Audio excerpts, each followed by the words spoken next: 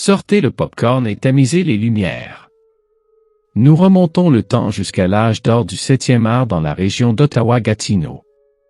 Entre ouvertures grandioses et incendies dramatiques, la scène cinématographique locale a été un véritable tourbillon de changements entre 1920 et 1939.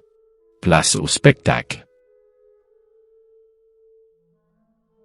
Les années folles, éclat, glamour et bouleversement.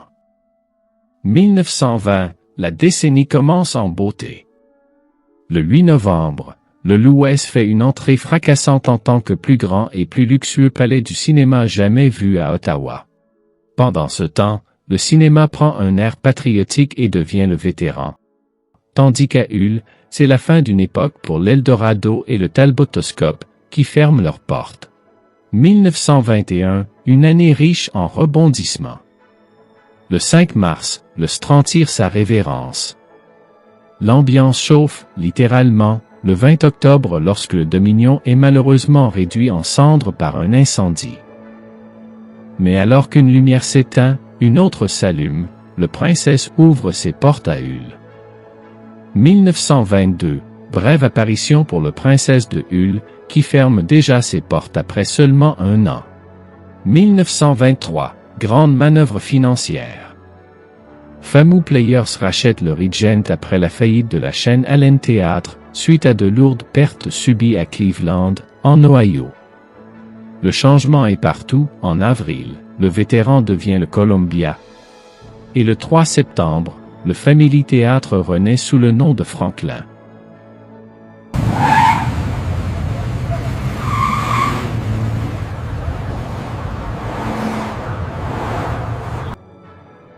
« 1924, en septembre, le colossal Louest change d'identité pour devenir le Capitol, Case S.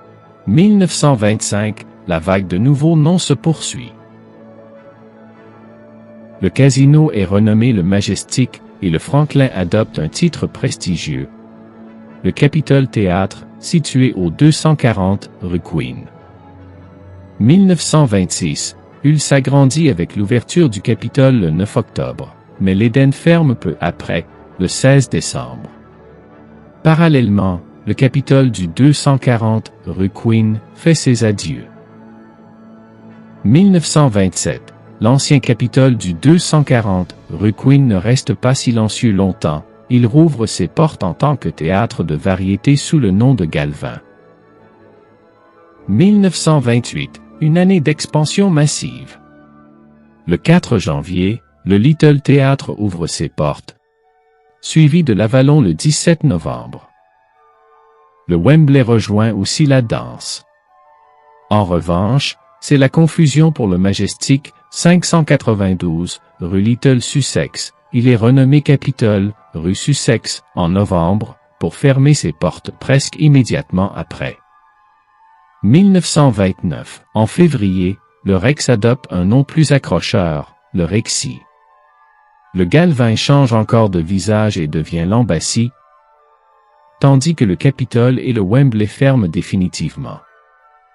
Les années 30, scandale et nouveaux classiques. 1931, un programme double de nouveaux noms. Le 23 novembre, le Princesse devient le Rideau. Et le 30 décembre, le Fern se transforme en Rialto.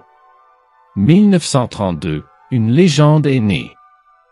Le 5 décembre, l'emblématique Mayfair ouvre ses portes. Mais c'est la fin pour l'Embassy, il est contraint de fermer car tous les journaux d'Ottawa refusent de publier ses publicités. 1934, le 1er décembre, le Victoria s'ajoute à l'affiche, offrant encore plus d'écran aux cinéphiles. 1937, une année faste pour les fans de cinéma. Hull accueille le quartier, sous la bannière Famous Players, le 27 mars. Plus tard cet automne-là, deux autres classiques arrivent, l'Elgin le 16 novembre et le Somerset le 31 décembre. 1938, en mars, le Columbia s'offre un nouveau départ sous le nom de Nola. 1939, le magnate local Donat Paquin, déjà propriétaire du Français et du Laurier à Hull, agrandit son empire en rachetant le Victoria. Le paysage cinématographique d'Ottawa-Gatineau était en perpétuelle mutation, posant les jalons des cinémas que nous connaissons et aimons aujourd'hui. Merci d'avoir regardé.